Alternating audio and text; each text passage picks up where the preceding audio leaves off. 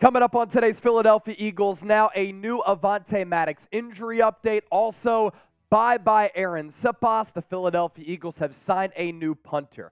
Before we take a look at all of that, here's our programming schedule for this week. Join us on Tuesday. Eagles Now Live coming your way at 5 o'clock Eastern, 2 o'clock Pacific. For those of you on the West Coast, next watch party. Extended break here for Philadelphia coming off of Thursday Night Football. Tampa Bay Buccaneers and a battle of two 2-0 teams. And if you want daily shows and you want to be a part of the largest Eagles YouTube channel out there and watch our watch parties, make sure you hit that subscribe button. We continue to grow the platform here. Really appreciate all of your support. And if you want informative, entertaining, insightful Eagles shows coming up on the docket every single day year-round, this is your go-to spot. Let's start here with the latest on Avonte Maddox, a new injury update coming from John Clark of NBC Sports Philadelphia. An MRI confirming that Maddox did indeed suffer a torn pec and could be out for the remainder of the 2023 season. John Clark taking to Twitter to say this. Source confirms what he had reported after that Thursday night win against the Minnesota Vikings, that Maddox will have surgery on that torn pec. We saw him go down and was favoring that shoulder area. I remember we were here on the watch party, myself, producer Chip, and we were like, get up, get up, get up. He did, went to the sideline, but was hurting a lot. And this is a severe injury because you can't really get any leverage pushing with that chest or trying to make tackles, falling down. That's why this injury could knock him out. Ian Rappaport also on the news saying Avonte Maddox will have surgery this week. So further details there. MRI, additional opinions. That's probably why there was a little bit of a delay since Friday up to this point as far as the timeline goes. Injury will keep him out indefinitely, potentially for the season. Now, Avonte Maddox did take to Instagram in the days after that Thursday win against Minnesota, pushing Philadelphia to 2-0. And he said, seems as though I can never catch a break, but I know for sure I never quit. You can never count me out all you want, but I know the process. And he's kind of alluding to him being injured really throughout the entire duration of his NFL career. Eagles able to hit on him in the draft coming out of Pittsburgh. Been a really solid player. They paid him handsomely to be a slot nickel cornerback for this defense. And when he's been on the field, he's produced. He's played well. He has a knack for making plays. Lacks that size to be an outside corner. They tried him there early in his career. He's found a home in the slot. Again, just can't find a home with staying on the field and staying healthy. So now we segue to what's the next move for Philadelphia here. What are the implications? What does this mean? And what do the Eagles do moving forward? You can move James Bradberry in the slot. I have a preference for keeping him on the outside because him and Darius Slay as outside cornerbacks were one of the best cornerback duos in the NFL. If you really struggle in the slot, because I think Mario Goodrich could be that next man up, and then you want to think about moving Bradberry after you see what you get from Goodrich, I'm cool with it. Maybe you put Eli Ricks on the outside. The rookie was balling out with some really good instincts throughout the preseason. But right now, I think Philadelphia is going to go James Bradberry outside with Darius Slay, Mario Goodrich in the slot. You could also get creative here and go with third-round pick Sidney Brown, the safety, in the box and the slot, because at Illinois, he was used all around the field. And we saw in the preseason, he too has this instinctual feel to the game where he can read and dissect things before they happen.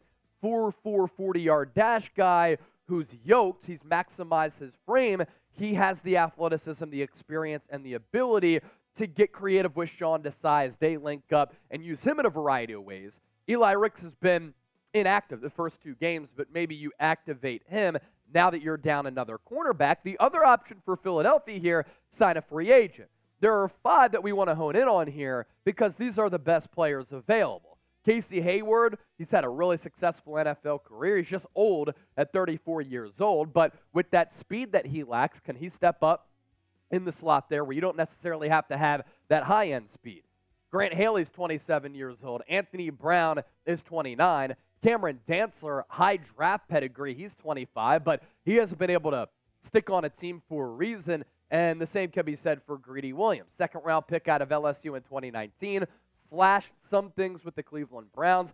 I like the depth signing for the Eagles at that position, bringing Greedy in NFL training camp, but he was bad, and he got beat out by a couple of rookie UDFAs and other younger players. Coming up next here on the show, So long, Arryn Siposs.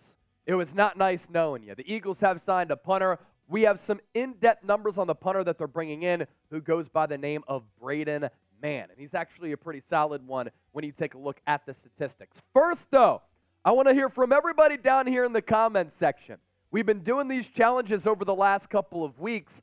Name this Eagle in the comments. Former tight end for Philadelphia in the early 2000s. We'll reveal that answer a little bit later on Philadelphia Eagles now. So stay tuned for that and have some fun with it. You know how I started my day here on Monday? With some AG1. You know how I start every single day? With some AG1. It sets the foundation for the rest of my day, and I know that when I drink AG1, it checks off all of the nutritional needs that I'm going to need for my body all throughout the day. I got started on the AG1 train because my run streak is at 121 days. I train a lot, lift weights. I'm also doing shows here nonstop throughout the football season. I need my body to repair. I need to recover, but also with AG1, it boosts my immune system as well. 75 high-quality vitamins, minerals, and whole food source nutrients, and the benefits of daily use here. Promotes gut health, supports immunity, boosts your focus and your energy. It's good for me. It tastes good, has clean ingredients, and if you're looking for a comprehensive and convenient daily nutrition option, we have a great deal for you. 5 free travel packs and a year's supply of vitamin D with your first purchase, and it costs less than $3 per day. So if you're looking to really prioritize and optimize your health, one life, one body, AG1 is where it's at. One more time, the link is at the bottom of your screen. It's also in the comment section and in the description of this video. It's drinkag1.com/chatsports. I drink my AG1 every single day as I'm knocking down this bottle right now. And I actually really like how it tastes compared to other companies who have something similar. So one more time, link available for you in the comment section and in the description of this video. Punters are people too. Kickers are people too. That's why we're talking about Braden Mann on this show. And this is actually sneakily important because special teams do matter, ladies and gentlemen. Adam Kaplan, NFL insider, formerly of ESPN, does some Eagles content creating right now and does have a lot of ties to the Philadelphia area, especially the Eagles organization. He tweeted this out this morning that the Eagles signing former Steelers and Jets punter Braden Mann to their practice squad. He worked out for the Eagles recently. More on him, the New York Jets actually selected him in the 6th round of the 2020 NFL Draft out of Texas A&M. And in his 3 seasons in New York, he was a pretty solid punter. He's known more for being accurate with the pin punts as compared to having a strong leg like a Matt Araiza in 2020. 82 punts, yards per punt, 43.9, a net of 37.2 in 2021. 41 boots, yards per punt at 45.7. That's pretty solid right there. A net of 40.6, so even better than his rookie campaign. And then in 2022, last year, 83 boots, 46.9 yards per punt, and a net of 40.8. Those numbers the last 2 years, much better than Arryn Siposs. And Philadelphia Eagles fans are intellectual football fans, observers of the game. They like to analyze what's going on. They're a very smart fan base. They know that Arryn Siposs has sucked for this team. So you know that if Braden Mann boots a punt at Lincoln Financial Field, just wait for the sarcastic cheer coming from the Eagles faithful, about 80,000 deep, at the Lincoln South Philly, because they know that punting matters, and they know that Arryn Siposs has cost this team. So if Braden Mann shows the leg, yo, we finally got ourselves a punter, dude. Braden Mann is that guy. See ya, Siposs. Aussie, Aussie, Aussie. Oi, oi, oi. Yeah, we'll see you, dude. Jets waiving Mann in April. That was my best impersonation of a Philadelphia Delco accent. I'm from Westchester, so I'm allowed to do that. Eagles put a waiver claim on him a couple of weeks ago prior to the season, but he was rewarded to the Pittsburgh Steelers, and he's involved in some dubious Jets draft history.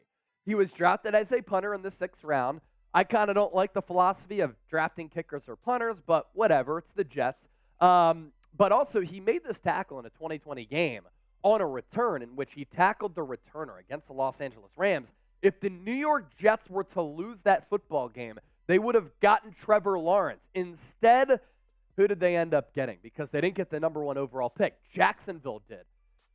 Yeah, they drafted Zach Wilson, who yesterday against the Dallas Cowboys threw 3 picks. And on a loaded Jets roster, I don't think New York can afford to continue to play him because he frankly is not good, and he frankly stinks. As I mentioned a little while ago, we were going to name this Eagle. Who is it? L.J. Smith, second-round pick for the Birds in the 2003 NFL Draft out of Rutgers.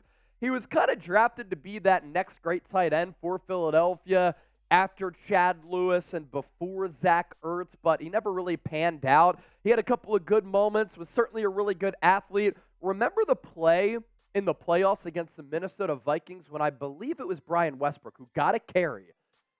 Somebody put a helmet on the football. It went up into the air, into the end zone, and L.J. Smith brought it down. Just another moment in which Minnesota is jealous of Philadelphia because they can never figure to beat the Eagles in a good spot. We're bringing the jokes today. If you want more jokes, hit me up on Twitter and Instagram at Chase_Senior. Slide into DMs, say what's up. Happy to hear from you, happy to chop it up. And we'll see you tomorrow live here on Philadelphia Eagles Now. I'm looking at producer Jeremy Chuggs. It was his birthday yesterday, and he just showed me his nipples.